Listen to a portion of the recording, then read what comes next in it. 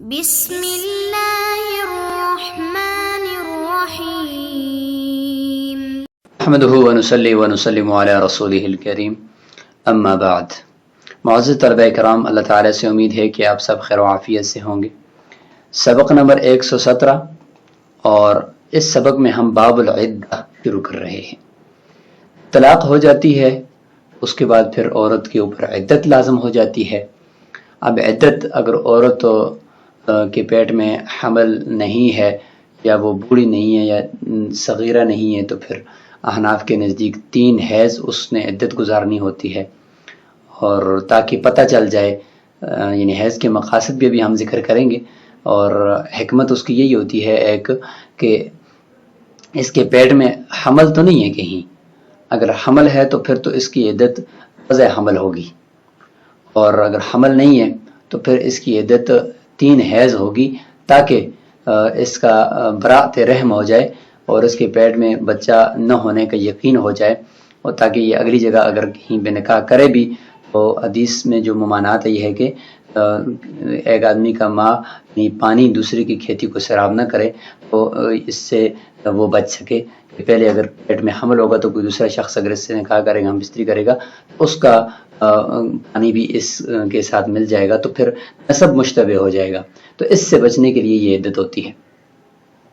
تو عدت کو ہم یہاں سے شروع کر رہے ہیں، انشاءاللہ اس کے مقاصد، اس کا مفہوم اور اس کی اندر جو ہے وہ مختلف عورتیں ہیں جن کی عدت کا ہم بیان پڑھیں گے۔ ویسے تو طلاق کی عدت کا بیان ہونا چاہیے، لیکن یہ چونکہ پورا باب یہاں پہ قائم کر دیا تو اس لیے عدت وفات، شوہر فوت ہو جائے تو پھر عورت کتنی عدت گزارے گی، اسی طریقے سے کافر عورت کی عدت کیا ہے، آزاد عورت کی عدت کیا ہے، باندی کی عدت کیا ہے، تو ان سب کو انشاءاللہ ہم اسی باب کے اندر پڑھیں گے۔ تو آج کا جو سبق ہوگا اس میں ہم صرف خلاصے باب کریں گے اور مطلقہ عورت کے جو عدت ہے اس سے متعلق کچھ گفتگو کریں گے۔ باب کے اندر کل 10 عورتوں کا تذکرہ ہے جن کی عدت کا یہاں پہ بیان ہے۔ تو نمبر 1 یہ ہے کہ عدت المطلقہ، طلاق چاہے رجی ہو یا بائن ہو، جو بھی طلاق ہو اس کی عدت کا بیان ہوگا۔ نمبر 2 یہ ترتیب تھوڑی مکس ہے لیکن یہ کہ یہی 10 عورتیں ہوں گی۔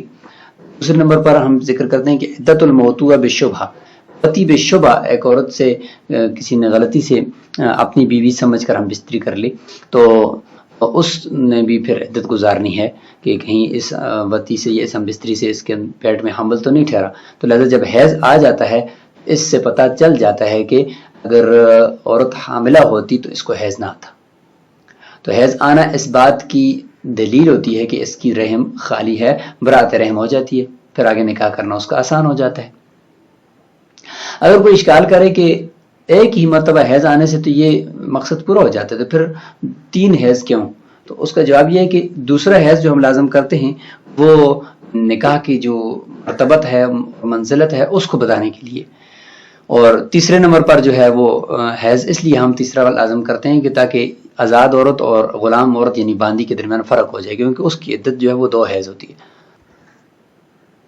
اور تیسرے نمبر پر ہم بات کریں گے عدت الکافرہ، کافرہ کی عدت، اور نمبر 4 عدت المدخولتی فی النکاح الاول وغیر المدخولتی فی الثانی، پہلے نکاح کیا اس کے اندر عورت کے ساتھ دخول کیا ہے، اس کو پھر طلاق دی ہے تو اس کی عدت، اور پھر دوسرا نکاح کیا ہے اس کے بعد ایک اور عورت کے ساتھ تو اس کے ساتھ ابھی دخول نہیں کیا تو اس کی عدت۔ تو یہ متفرق ابھی ہم ذکر کر رہے ہیں، انشاءاللہ ترتیب کے ساتھ ان میں ہر ایک کا بیان ہوگا۔ عدت الموتوۃ بشبہہ، وتی بشبہ ہو گئی ہے ایک عورت کے ساتھ، تو اس کی وہ ایک تو یہ تھا کہ وتی بشبہ ہو چکی ہے اس کی عدت، اور ایک تو یہ ہے کہ عدت المعتدتی الموتوۃ بشبہ، یعنی ابھی وہ عدت گزار رہی تھی، وتی بشبہ کی عدت گزار رہی تھی، اس دوران پھر اس کے ساتھ دوبارہ ہم بستری کر دی گئی، تو اب عدت کے دوران دوبارہ ہوگی تو اب دوسری عدت لازم ہوگی یا نہیں ہوگی، اس کو ہم دیکھیں گے۔ اور چھٹے نمبر پر ہم عدت المطلقۃ فی الحیض، حیض کے اندر جو جس کو طلاق ملی ہے اس کی عدت کا بیان پڑھیں گے، اور پھر آگے عدت الزوجۃ الصغیر، نابالغ شوہر ہے اس کی بیوی کی جو عدت ہے اس کو ہم دیکھیں گے، اور آگے ہم بات کریں گے 8ویں نمبر پر عدت ام الولد، ولد کی عدت، اور 9ویں نمبر پر ہے جی کہ عدت النکاح الفاسد، نکاح فاسد ہو چکا تھا، اب اس کے بعد عورت تو جدا ہوگی تو اس کی عدت، اور 10ویں نمبر پر ہے عدت الوفات۔ اصل میں یہ ترتیب ادھر سے ایسے ہوگی، یہ پہلے ہم عدت المطلقہ پڑھیں گے، پھر عدت الوفات پڑھیں گے، پھر نکاح فاسد کی عدت پڑھیں گے، پھر ام ولد کی عدت پڑھیں گے، نابالغ کی بیوی کی عدت پڑھیں گے، اس ترتیب سے ایسے چلیں گے۔ یہ کل 10 عورتوں کی عدت یہاں پر ذکر کی جائے گی، اور پھر 3 متفرق مسائل بھی اس کے ضمن میں ذکر کریں گے۔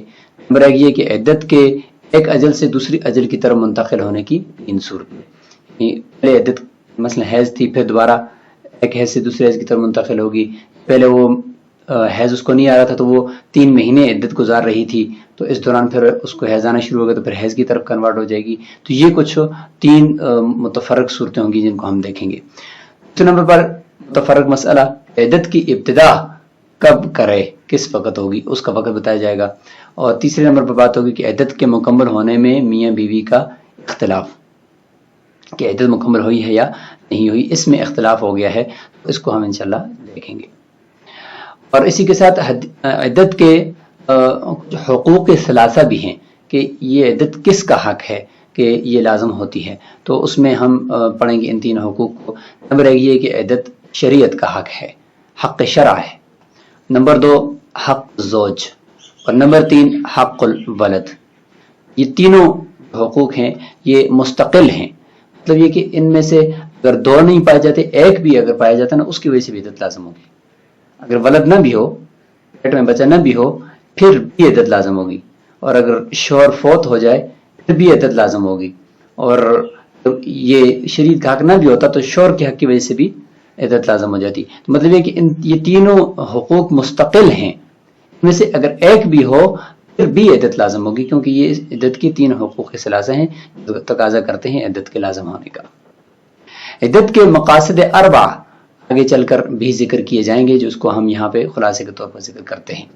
سب سے پہلا مقصد عدت کا یہ ہوگا کہ التعرف عن فراغ الرحم، یعنی عورت کے رحم کی فراغت کو پہچاننا، اس کے پیٹ میں حمل ہے یا نہیں پچھلے شوہر کا، تاکہ آگے دوسرا شوہر اس کے ساتھ ہم بستری کرے یا نہ کرے اس کا پتہ چل جائے۔ نمبر 2 اظہار خطر البوز، عورت کی جو بوزہ ہے، شرمگاہ ہے، اس کی مرتبت اور منزلت کو ظاہر کرنے کے لیے کہ پہلے شوہر سے وہ جدا ہو چکی ہے، تو لہٰذا اس کا کوئی مرتبہ ہے، تو بیچ میں تھوڑا اس کو ٹھہرایا جاتا ہے، کہیں پچھلے شوہر کے یعنی ہم بستری کرنے کی وجہ سے اس کے اندر کوئی پیٹ میں بچہ تو نہیں رہا، اور یا یہ کہ آگے فوری طور پر آگے جانے سے پہلے اس کے یعنی سمجھ لیں کہ ایک چیز کو اگر انتظار میں رکھا گیا تو اس کا ایک منزلت ہوتی ہے، ایک مرتبہ ہوتا ہے، تو اس کو ظاہر کرنے کے لیے۔ اور نمبر 3 قضاء النکاح، یعنی نکاح کا بھی ایک حق ہے اور نکاح کا بھی ایک مرتبہ ہے، اس کو مرتبے کو دکھانے کے لیے، اس لیے عدت لازم کی جاتی ہے کہ تاکہ نکاح کا حق بھی وہ پورا ہو جائے۔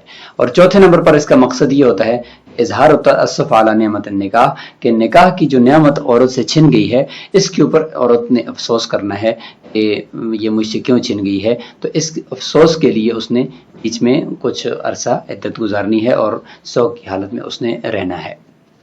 تو یہ 4 مقاصد بھی ہم نے دیکھ لیے۔ اب ہم کتاب سے باقاعدہ شروع کرتے ہیں۔ باب العدہ، اور عدہ یا عدو کا معنی ہوتا ہے شمار کرنا، گننا، چونکہ اس میں بھی عورت اپنے عدت کے ایام شمار کرتی ہے تو اس لیے اس کا نام عدہ ہو گیا۔ اور اصطلاح میں ہو جائے گا کہ تربص یلزم المرأة عند زوال ملک المتعة مؤکدا بالدخول او الخلوة او الموت، کہ عورت کے اوپر ایک انتظار ہے جو لازم ہے، اور وہ کب لازم ہوتا ہے؟ جب ملک متع سے ملک متع یعنی زائل ہو جاتی ہے، اس کی متع کی ملکیت شوہر کی طرف سے زائل ہو جاتی ہے، تو وہ زائل ہونا جب کبھی جو ہے وہ یعنی وہ دخول کی وجہ ساتھ ہوگا، یعنی وہ عورت مدخول بہا ہوگی، یا یہ کہ مدخول بہا تو نہیں ہوگی لیکن خلوت سیاح اس کے ساتھ ہو چکی ہوگی، یا یہ ہے کہ تیسرا یہ کہ اس کا شوہر فوت ہو چکا ہوگا، تب اس کے اوپر عدت لازم ہوتی ہے۔ تو ان تینوں وجہ سے عدت لازم ہوتی ہے، تو یہ اس کی اصطلاحی تعریف ہو جائے گی۔ اب یہاں سب سے پہلے مطلقہ عورت کی عدت کا بیان شروع ہو رہا ہے. وہ فرماتے ہیں کہ وَإِذَا طَلَّقَ الرَّجُلُ امْرَأَتَهُ، کہ شوہر اپنی بیوی کو طلاق دے دے. پہلے ہم متن پڑھتے ہیں، اس کا ترجمہ کرتے ہیں. وَإِذَا طَلَّقَ الرَّجُلُ امْرَأَتَهُ طَلَاقًا بَائِنًا أَوْ رَجْعِيًّا وَوَقَعَتِ الْفُرْقَةُ بَيْنَهُمَا بِغَيْرِ طَلَاقٍ وَهِيَ حُرَّةٌ مِّمَّنْ تَحِيضُ فَعِدَّتُهَا 3 أقراء. شوہر نے اپنی بیوی کو طلاق دی. اب یہ ایک قید ہو گئی ہے، یعنی سب سے پہلی قید کہ نکاح صحیح ہونا چاہیے. اپنی بیوی کا یہ مطلب ہے، اپنی بیوی کو طلاق دے دی یعنی نکاح صحیح ہے. طلاقا بائنا، طلاق دی ہے، طلاق پھر چاہے آگے بائن ہو او رجیین یا طلاق رجیہ ہو. او وقعت الفرقۃ بینہما، یا یہ کہ دونوں کے درمیان فرقت ہوئی ہے بغیر طلاق، بغیر طلاق کے. وہی حرۃ، دوسری قید عورت آزاد ہو. ممن تحیض، ایسی عورتوں میں سے ہو کہ تحیض جن کو حیض آتا ہے. تیسری قید تو 3 کو یدات ہوگی، نکاح صحیح، آزاد ہونا اور حیض والی ہونا. فعدتها 3 أقراء، اس کی عدت جو ہے وہ 3 اقراء ہے. اب 3 اقراء سے کیا مراد ہے؟ احناف کے نزدیک اقراء سے مراد حیض ہے، اور امام شافعی رحمۃ اللہ کے نزدیک ان اقراء سے مراد طہر ہے. لقوله تعالی والمطلقات يتربصن بانفسهن 3 قروء، مطلقہ عورتیں انتظار کریں گی، اپنے آپ کو ٹھہرائے رکھیں گی 3 قروء، 3 قر. الفرقۃ اذا كانت بغیر طلاق، یہاں سب سے پہلے لقوله تعالی سے اذا طلق الرجل امرأته کی علت بیان کی کہ مرد جب بیوی کو طلاق دے تو عدت کیوں ہوتی ہے. یہ دلیل ہے کہ والمطلقات يتربصن بانفسهن 3 قروء. والفرقۃ اذا كانت بغیر طلاق سے او وقعت الفرقۃ بینہما کی علت بیان کی جا رہی ہے کہ جب فرقت جدائی وہ بغیر طلاق کے ہوگی، اسی وجہ سے بغیر طلاق کے بھی قاضی ان کے درمیان جدائی کر سکتا ہے. تو بغیر طلاق کے جب ان کے بیچ میں جدائی ہوگی تو فہی فی معنی طلاق، وہ بھی طلاق ہی کے معنی میں ہوگی. لأن العدۃ وجبت للتعرف عن براءۃ الرحم. اب وہ ساتھ ساتھ عدت کے مقاصد ذکر کر رہے ہیں کہ چونکہ عدت جو ہوتی ہے وہ واجب ہوتی ہے رحم کی برات کو پہچاننے کے لیے کہ اس کے اندر حمل ہے یا نہیں. فی الفرقۃ الطاریۃ علی النکاح، اس فرقت کے اندر فی الفرقۃ الطاریۃ علی النکاح، یعنی ایسی فرقت میاں بیوی کے درمیان جو نکاح کے اوپر پیش آئی ہے، اور اس میں بھی مقصود یہی ہوتا ہے عدت سے کہ برات رحم ہو جائے، کیونکہ فرقت تو اب ہو چکی ہے تو برات رحم تو پھر بھی ضروری ہے تاکہ آگے عورت آسانی کے ساتھ آگے نکاح کر سکے، کوئی رکاوٹ نہ ہو. تو اس کے لیے پھر عدت ضروری ہے، تو لہٰذا وہ فرقت بھی نکاح طلاق ہی کے معنی میں ہوئی. لہٰذا یعنی یہ برات رحم کو پہچاننا، التعارف عن برات الرحم کی طرف یہ اشارہ ہو رہا ہے کہ یہ تحقق فیہا، یہ اس فرقت کے اندر بھی ثابت ہوتا ہے جو نکاح کے اوپر یہ فرقت طاری ہوتی ہے. تو لہٰذا جب طاری ہوتی ہے اور اس کے اندر برات رحم کی بھی ضرورت ہوتی ہے، لہٰذا وہاں پر بھی عدت ہوگی. تو یہ بھی طلاق ہی کے معنی میں ہوا. اور بغیر طلاق کے فرقت کی مثال یہ ہوتا ہے کہ عورت کو جو خیار عتق حاصل ہوتا ہے، جو ہم نے نکاح کے اندر پڑھ لیا، خیار بلوغ حاصل ہوتا ہے، یا نکاح فاسد کے اندر جو ان کے درمیان فرقت کرنی پڑتی ہے، یا ایک غلام تھا میاں بیوی میں سے تو دوسرا اس کا مالک بن گیا، تو اس سے فرقت ہو جاتی ہے بغیر طلاق کے. تو یہ اس کی مثالیں ہیں. والاقراء الحیض عندنا وقال الشافعی رحمہ اللہ الاطہار. اقراء سے کیا مراد ہے؟ باتیں احناف کے نزدیک اس سے مراد حیض ہے، امام شافعی رحمہ اللہ کے نزدیک اس سے مراد اطہار طہر ہیں، یعنی 3 طہر عورت کی عدت ہے، اور احناف کے نزدیک 3 حیض عدت ہے. واللفظ حقیقۃ فیہما، صاحب ہدایہ فرماتے ہیں کہ لفظ جو اقراء ہے یہ دونوں میں حقیقت ہے. ہوا من الازداد، یہ ازداد کے قبیل سے یعنی 2 متضاد معنی کا احتمال رکھتا ہے. لہذا اس سے مراد حیض بھی لے سکتے ہیں اور اس سے مراد طہر بھی لے سکتے ہیں. دونوں کی دلیل بھی ہے، اور وہ یہ ہے کہ حضرت عبداللہ بن عمر رضی اللہ تعالیٰ عنہ فرماتے ہیں ان من السنت ان تطلقها لكل قرء تطلیقۃ، کہ مسنون یہ ہے کہ آپ اس عورت کو طلاق دے دیں ہر قرء میں ایک طلاق. اور جبکہ طلاق تو طہر میں دی جاتی ہے تو انہوں نے طہر کو قرء کہا ہے. تو یہ ہے. اور دوسرا یہ کہ اس سے مراد حیض ہے، تو اس میں رسول اللہ صلی اللہ علیہ وسلم نے ایک عورت کو، حائضہ عورت کو فرمایا تھا دع الصلاۃ ایام اقرائی کی، کہ اپنی حیض کے جو دن ہیں، فرق کے جو دن ہیں، ان میں نماز کو چھوڑ دو. تو نماز جو چھوڑی جاتی ہے وہ حیض کے دنوں میں چھوڑی جاتی ہے. تو وہاں پہ اقرا کہا ہے حیض کو. یہ دو دلیلیں دلازا اس سے پتہ چلا کہ دونوں میں یہ حقیقت ہے. قال ابن السکیت، جیسے کہ ابن سکیت یہ لغت اور ادب کے بہت بڑے امام تھے جن کا نام یعقوب بن اسحاق اور یوسف ابن سکیت تھا، اور اس طریقے سے یہ 186 ہجری میں پیدا ہوئے تھے اور 244 ہجری میں یہ وفات پائے تھے. اور یہ ان کے بارے میں یہ ہے کہ عباسی خلیفہ متوکل کے پاس رہے، ان کے بچوں کو ادب اور لغت سکھاتے رہے. اور ایک مرتبہ پھر انہوں نے پوچھ لیا اس عباسی خلیفہ نے کہ میرے یہ جو دو بچے ہیں معتز باللہ اور مؤید باللہ، یہ تجھے زیادہ اچھے لگتے ہیں، پسند ہیں، یا حسن اور حسین رضی اللہ عنہما پسند ہیں؟ تو اس نے آگے سے کہا کہ جو قمبر خادم تھا حضرت علی کا، وہ خادم آپ سے اور آپ کے بیٹوں سے کہیں زیادہ بہتر ہے، تو آپ کیا سمجھتے ہیں؟ پھر اس نے اپنے فوجیوں کو حکم دیا اور اپنے گارڈوں کو حکم دیا کہ اس کو قتل کر دو. تو انہوں نے پھر اس کے پیٹ کو جو ہے وہ چاک کر دیا، اور اس کے بعد ان کو اس کی بعض نے کہا کہ زبان کو کاٹ دیا، اور اس کے بعد پھر وہ اس طریقے سے شہید ہو گئے اور فوت ہو گئے. ان کی جو کتابیں ہیں وہ اصلاح المنطق بھی ہے اور اسی طریقے سے القلب والابدال بھی ہے. تو بہرحال یہ ابن سکیت لغت کے ایک بہت بڑے امام ہیں. یہ فرماتے ہیں کہ یہ لفظ جو اقرا ہے یہ ازداد کے قبیل سے ہے. جب یہ دو متضاد معنی کے احتمال رکھتا ہے پھر دونوں مراد لیے جا سکتے ہیں. احناف ایک معنی مراد لے لیں، شوافی دوسرا. فرماتے ہیں ولا ينتظمهما جملة للاشتراک، یعنی ہم جو ہے وہ ایک لفظ سے دو الگ الگ معنی اور دونوں حقیقت ہوں، یہ نہیں ہو سکتا. ایک وقت میں ایک ہی معنی حقیقی ہوتا ہے لفظ کا. للاشتراکی یعنی اشتراک کی وجہ سے، اشتراک کی ممانعت کی وجہ سے، کیونکہ اشتراک لازم آ جائے گا کہ دو حقیقی معنوں میں یہ مشترکہ طور پر استعمال ہو رہا ہے، یہ ممنوع ہے. جب ممنوع ہے تو اب ہم کس پر محمول کریں؟ فرماتے ہیں کہ اب ہم حیض پر محمول کریں گے. امام شافعی رحمہ اللہ صرف طہر پر محمول کریں گے، کوئی ایک جو ہے وہ دونوں معنی اس سے مراد نہیں لے گا. فرماتے ہیں کہ ہم حیض پر اس کو محمول کرتے ہیں اور اس کے دلائل ہیں ہمارے پاس. والحمل علی الحیض اولا، نمبر ایک اما عملا بلفظ الجمع، ایک تو یہ کہ لفظ جمع کے اوپر عمل کرتے ہوئے، کیونکہ لأنہ لو حمل علی الاطہار، اگر ہم طہر کے اوپر اس کو محمول کریں، اور آپ کو اس علم ہوگی کہ والطلاق یوقع فی طہر، طلاق بھی جو ہے وہ طہر کے اندر دی جاتی ہے. لم یبقى جمعا، تو پھر یہ قر کا جو لفظ ہے یہ جمع باقی نہیں رہے گا. اس کی وضاحت یہ ہے قرآن میں ہے ثلاثۃ قروء. اب یہ ثلاثہ کا جو لفظ ہے یہ جمع پر دلالت کرتا ہے نا، اور ثلاثہ کا مطلب یہ ہے کہ کم از کم اس کی جو مقدار ہے آگے قروء کی وہ 3 ہونی چاہیے، کیونکہ ثلاثہ 3 حیض عدت گزارے نا.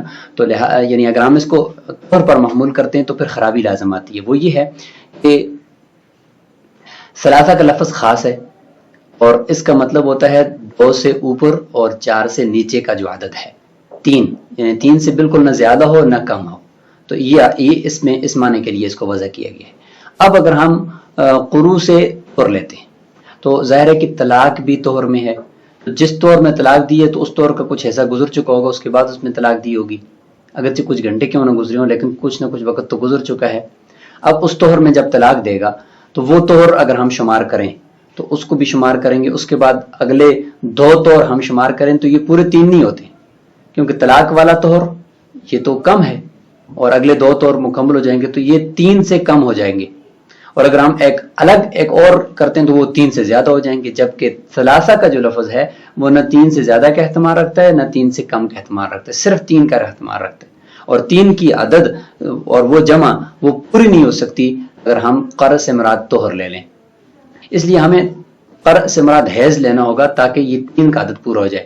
وہ اس طرح کہ طلاق طہر میں ہو جائے گی، اس طور کے بعد جو آگے کامل حیض آئے گا 1 ہوگا، پھر دوسرا حیض آئے گا وہ دوسرا ہوگا، پھر اس کے بعد تیسرا آئے گا وہ تیسرا ہوگا. تو یہاں پہ بالکل آسانی کے ساتھ 3 حیض عدت پوری ہو جاتی ہے، کیونکہ حیض کے اندر تو عدت طلاق دینا جائز نہیں ہے، اگر دینی ہے تو وہ طہر میں ہی دینی ہے. تو اس طریقے سے پھر مکمل 3 کا عدد پورا ہو جاتا ہے. تو اس لیے فرمایا کہ طہر اگر مراد لیں گے تو پھر یہ جمع کا عدد باقی نہیں رہتا، 2.5 بنتا ہے کیونکہ ایک اور تو وہ کم ہے آلریڈی جس میں طلاق دی ہے.